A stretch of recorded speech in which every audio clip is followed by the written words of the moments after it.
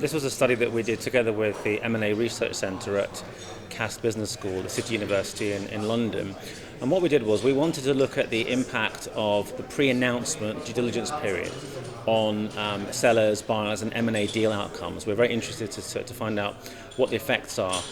Because up till now, no one's actually been able to study the impact of pre-announcement factors, obviously because the information on it is private and not generally available.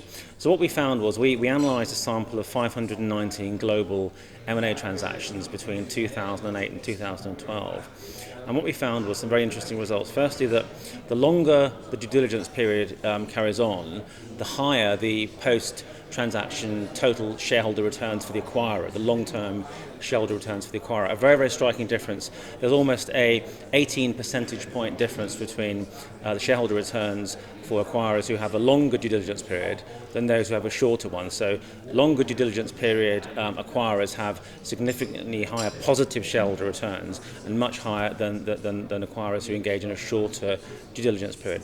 The second very interesting finding which we found, which is sort of linked to the first, is that for those deals which have a longer due diligence period, the sellers receive a much lower takeover premium, so a much lower price, if you like, for the targets, for the assets that they're selling. Again, the difference was very, very significant. It was about a 30 percentage point difference between deals where there was a long due diligence period and those where there was a short one. So there's this tension, if you like, between the buyer side and the seller side. The buyer side obviously want to try to do as much due diligence as they can, because that way they can maximize information disclosure.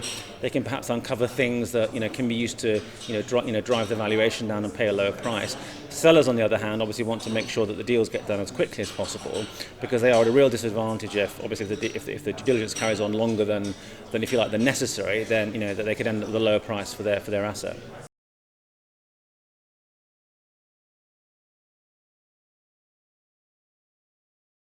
There's a couple of things that sellers can do to try to redress the balance, if you like. So one is obviously they can try to introduce additional competitive tension into a deal. So having a good number of sufficiently qualified bidders in an M&A process can help to shorten the period of due diligence. It can cause the buyer who wants to buy the asset to hurry up and get on and actually sign the deal.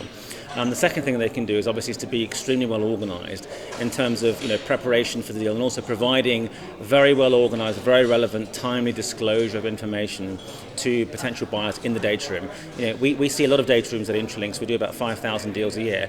Some of the deals that we see, particularly with smaller companies or private companies who may not have the necessary amount of experience in doing deals, sometimes these data rooms can be quite unstructured, can be quite difficult to navigate.